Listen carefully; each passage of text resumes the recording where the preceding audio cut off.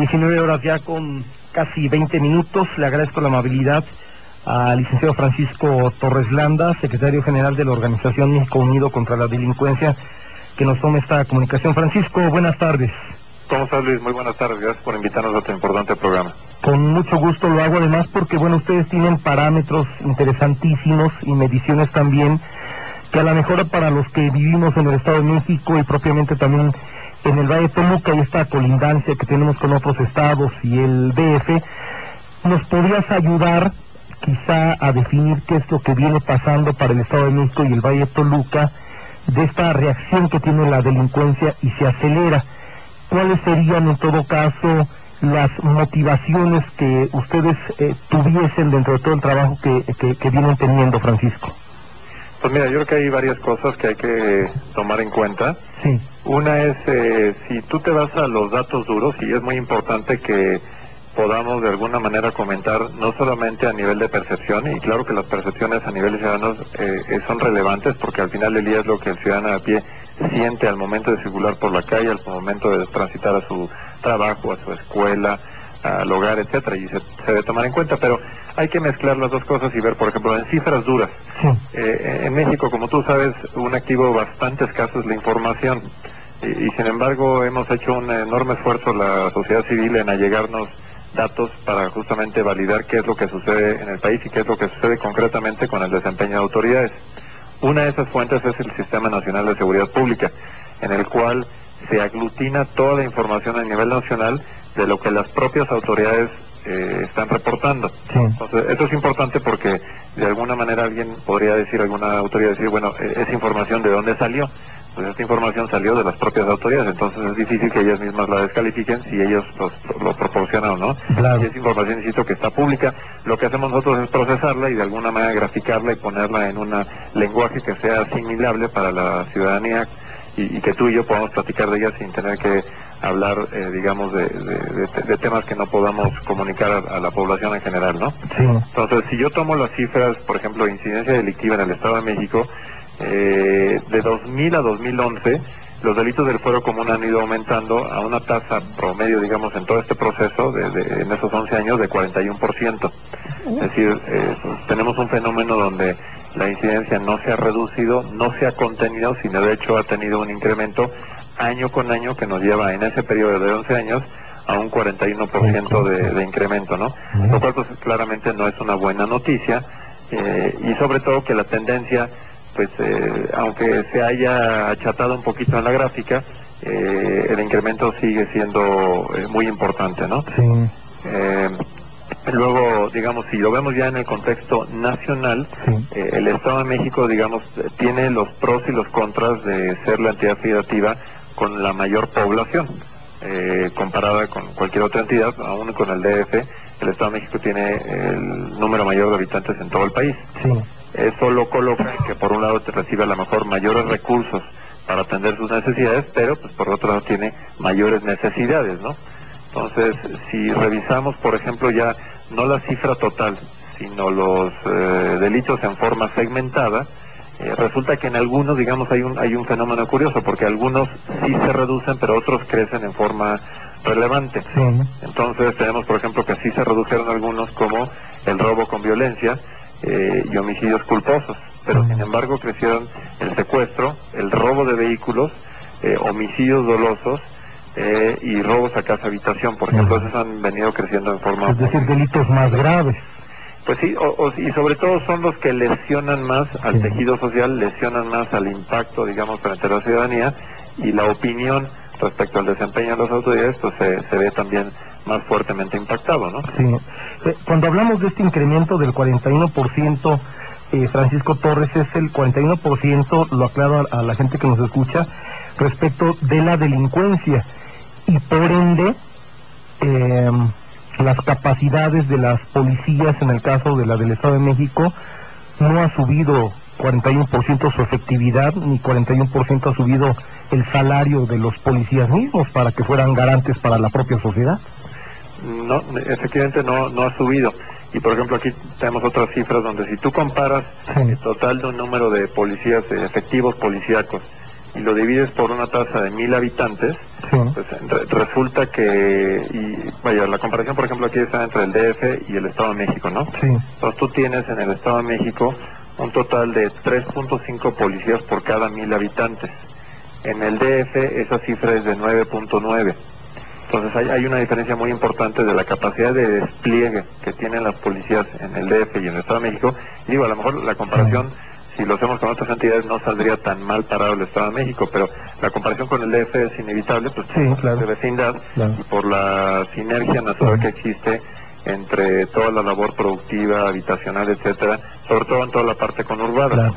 Pero hay otra diferencia que es quizá más importante que esta simple proporción, digamos, de policías por cada 1000 habitantes, que es la forma en que se coordina la policía. Este famoso tema del mando único, que ha sido tan traído y llevado, de hecho, en el DF ha venido existiendo ya durante muchos años. En el DF sí existe un mando único, porque digamos que la Secretaría de Seguridad Pública del DF coordina el despliegue, la operación de la policía en todas las delegaciones. Hay alguna articulación obviamente a nivel delegacional y ahora se incrementó a un sistema mucho más sofisticado que se llaman de regiones, zonas, sectores, que es como organizan la policía en el DF. Pero de mando único. De mando único. ¿Y si funciona? En el Estado de México no sucede eso. No No hay un mando único y entonces la coordinación, el despliegue, la atención se fragmenta y por lo tanto se hace mucho más difícil atender oportunamente las emergencias, las situaciones que se vayan presentando día a día en los distintos municipios, ¿no? 125 si no me falla la memoria. Así es, exactamente somos de esos. Ahí, digamos, ahí hay otra área de oportunidad muy importante, que es que si en algún estado debería de avanzar más rápidamente este tema del mando único, pues el Estado de México es un candidato natural para hacerlo. Sí, porque fíjate que lamentablemente luego los políticos y sobre todo los vinculados con el propio Estado de México, el pretexto que sacan es que es el estado más poblado, y esa no es una excusa, podría ser el más poblado y el más seguro. Sí. Si le inviertes donde debe de ser y como debe de ser. Y si te das cuenta que una de tus grandes debilidades es el hecho de que las policías municipales están infestadas no solamente de corrupción, sino de bajos salarios, esto conlleva que se hagan socios de la delincuencia. Sí, el incentivo para salirse, digamos, de la cultura de legalidad y del marco de ley es muy alto cuando efectivamente no tienen las percepciones necesarias para desempeñarse, no tienen tampoco, es una calle de doble vía, porque también tienen que tener el reconocimiento ciudadano y la confianza ciudadana. Tienen que tener incluso también una cuestión de presencia física, de mejores, digamos, instalaciones. Es todo un proceso que conlleva a tener una mejor imagen y desempeño de la policía. Y como dices, y dices bien, sí, es donde hay más habitantes, pero también lo dijimos al principio de esta entrevista, es donde hay más recursos. Claro, en un presupuesto de 168,000 millones de pesos que tiene el Estado de México, le permitiría, con un replanteamiento claro de su propio presupuesto, ir hacia las vías que conllevan precisamente un beneficio mayor para la sociedad, y tiene que ver con el hecho precisamente de la seguridad.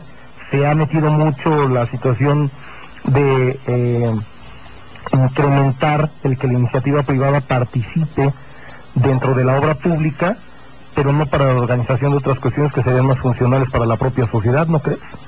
Sí, y fíjate que hay un vicio ahí que también detectamos, que es el hecho de que a muchas de estas cuestiones, digamos, de procuración de justicia, no son aparentemente, y digo aparentemente, y subrayo la palabra aparentemente, políticamente rentables. Entonces, de repente, como que dicen, no, mira, prefiero hacer algunas otras cosas que me van a brindar mayor visibilidad en el corto plazo, que algunas cosas que van a tardar a lo mejor, pues, de varios años en generar ese cambio, ¿no? Y para nosotros es exactamente al revés. Estas cosas que tienen ya vicios que venimos arrastrando por mucho tiempo, requieren de su inmediata atención. Y digamos, por ejemplo, el Estado de México sí es cierto que en materia, digamos, del cambio constitucional que hubo para el sistema de procuración de justicia, ¿no?, el sistema acusatorio, sí ha dado los cambios institucionales para, digamos, estar dentro de los estados que sí incorporaron ya dentro de su legislación operación de este sistema.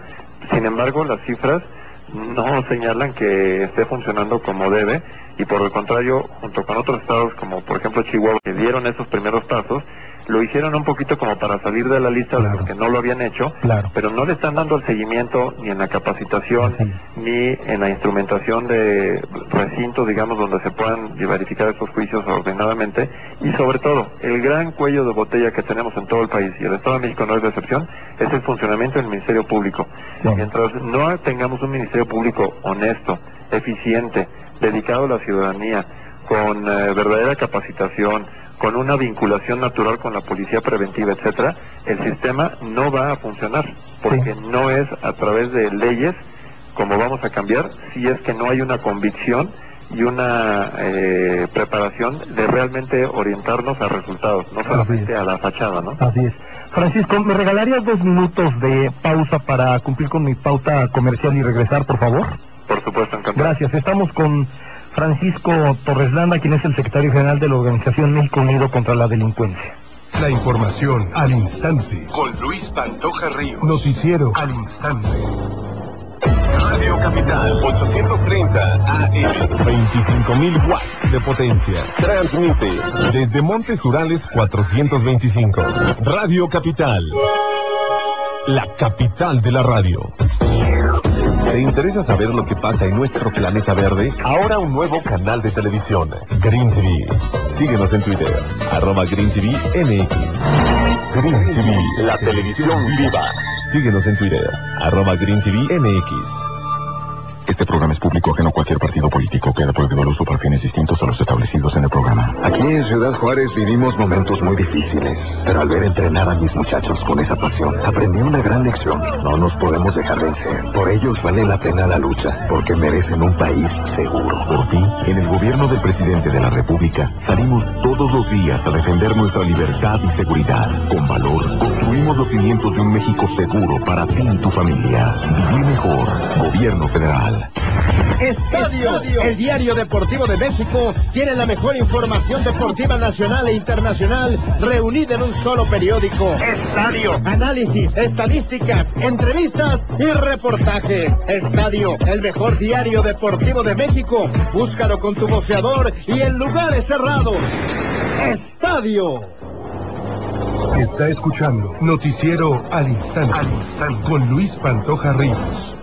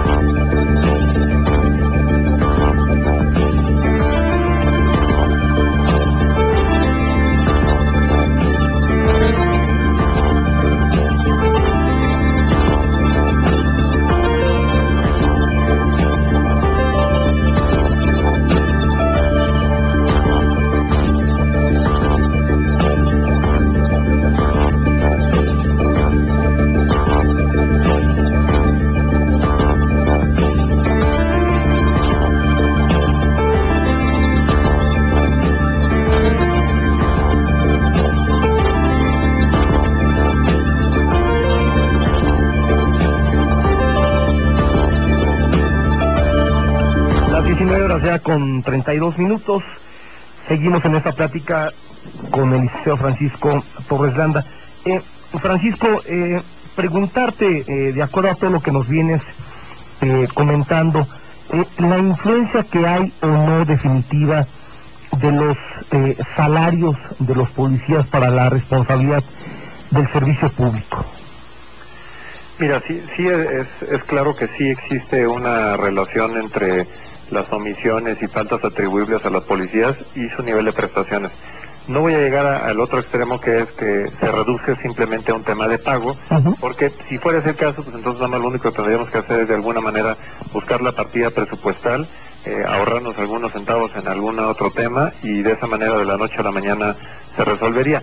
Si fuera así de sencillo, seguramente a algún político se le hubiera ocurrido, ¿no? Ahorrar algún tema, aunque sé que estamos hablando de mucho dinero, pero lo hubiera hecho, ¿no? Ciertamente sí es una condición que sí impacta el funcionamiento diario y no se requiere ser muy sofisticado. Cualquier persona que no recibe los estímulos mínimos necesarios, pues ya no digas tú que no va a desempeñarse oportunamente en su función laboral, no va a rifarse la vida y no va a cumplir con el cometido que es proteger a la ciudadanía cuando la estima que hay hacia esa persona por parte del sistema que lo emplea no es el mínimo para que por lo menos pueda sobrevivir. Es decir, en la medida en que no tengamos una remuneración mínima para una vida decorosa, es evidente que el incentivo es perverso y que por lo tanto la capacidad de corromperse o de ser corrompido pues estará naturalmente implícita desde su origen.